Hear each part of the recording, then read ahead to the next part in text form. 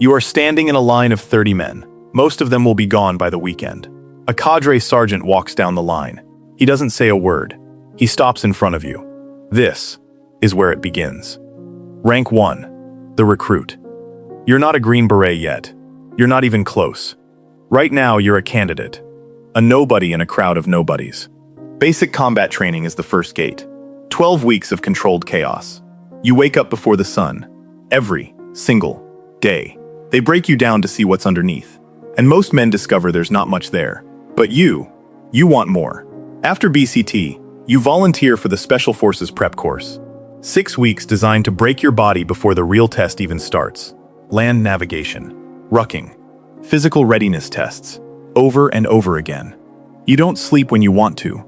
You sleep when they allow it. You tell yourself, this is temporary. What comes next is worth it. Rank 2, the Candidate Special Forces Assessment and Selection. 24 days, no scores, no rankings. No one tells you how you're doing. They want to see who you are when no one is watching. You carry 45 pounds through terrain that has no business being run on. Your knees are screaming. Your feet are shredded. But quitting means walking to the truck, and you refuse to walk to the truck. The candidates who make it aren't always the fastest or the strongest. They're the ones who refuse to stop thinking, even when their body quits. Selection ends with a board review. They look at everything: your performance, your composure, your file. And then, a word you've been waiting 24 days to hear. Rank 3, the Q Course student, the Special Forces Qualification Course. The Q Course, somewhere between 53 and 95 weeks. Depending on your specialty, you choose your MOS, your military occupational specialty. Maybe you're a medic, maybe your weapons, maybe your communications. Whatever you choose, you will become elite in it. Phase 1, small unit tactics. You learn to fight and move like a ghost. Phase 2, language training. You learn to speak to the world: Arabic, Pashto, Spanish, Korean, whatever theater you'll operate in. Then comes Robin Sage, the culmination exercise. A simulated guerrilla war in the mountains of North Carolina. You must work with role-playing civilians and enemy forces, all real actors. Make one wrong call and the mission collapses. Pass Robin Sage, and they give you the beret. The moment you've earned, the one that cannot be taken from you. Rank 4, Junior Sergeant. You're on your first operational detachment Alpha. Your ODA, 12 men, 1 team, each man a master of his trade. You are the newest, the rawest. You do not speak first. You observe. You absorb. You prove yourself through action, not words. Your first deployment lands you somewhere most people can't find on a map. A village with no running water. A government that barely exists. Your mission: train their fighters. Build their trust. Speak their language. This is foreign internal defense. It is the soul of what Special Forces does. You come home 6 months later, quieter, sharper. You've seen things, done things, and you can't talk about most of them. Rank 5, Senior Weapons Sergeant. 5 deployments in. You are now a senior NCO. Your team looks to you for the answer, even before they ask the question. You know how every weapon on the planet works. Enemy weapons, allied weapons, weapons you've never seen before but figured out in 15 minutes. You've run raids in the dark, set up ambushes in the rain.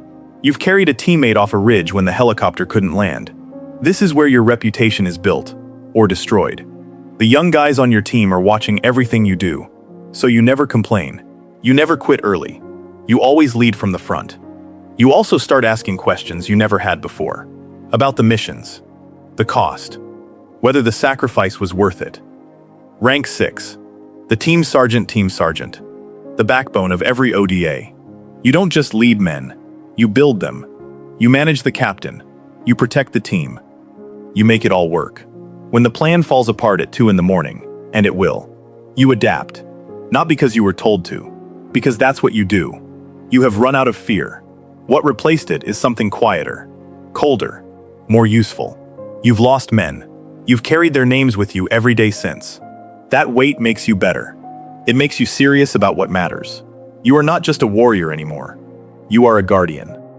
Rank 7, the Tier 1 Operator. Not every Green Beret reaches this door, but your file catches someone's eye. An invitation arrives. It doesn't look like an invitation. You are now assessed for a unit that doesn't officially exist. The selection process makes the Q course look like a warm-up. And if you pass, your name disappears from the public record. You operate in the dark, literally and figuratively. High-value targets, hostage rescues, the missions no one will ever read about. You are the best America produces, and America will never know your name. Rank 8, Squadron Commander Command. The weight of it is different than you imagined. You don't pull a trigger anymore. You make decisions that determine who does. Every mission brief, every risk assessment, every call sign that goes dark, you answer for all of it. The politics of command are real, and they are relentless. You fight for your men at every briefing, every budget meeting, every decision from above. The hardest part is sending them, and then waiting.